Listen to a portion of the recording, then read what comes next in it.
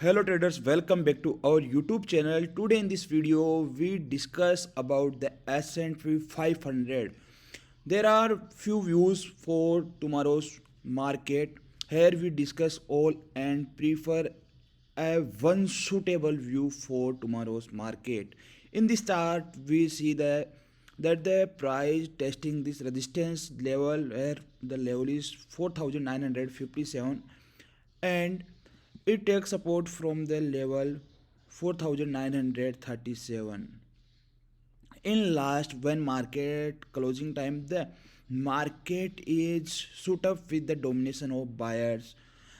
So the view in this market is the sentiment is now bullish.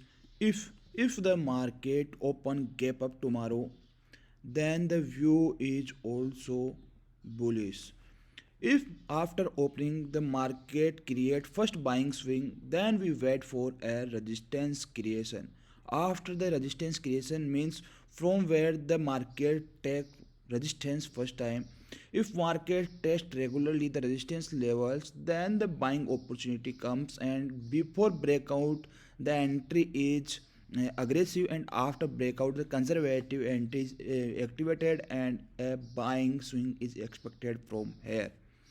The resistance level 4976 is gotten out. If market held this condition, this is the first condition in tomorrow's market.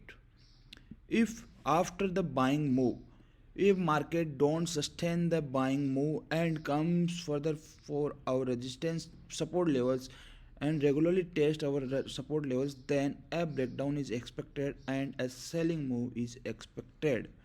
But this condition is not favorable for tomorrow's market, because in the market the scenario is bullish because the market regularly create higher lows in in today's market. Also the it create a higher low, and if market goes gap down and broke on out this level, then a selling move is expected. These are the three scenarios in tomorrow's market. If after opening the market go for buying swing, then these two scenarios are activate, and if the first move is selling move, then the third condition is activated.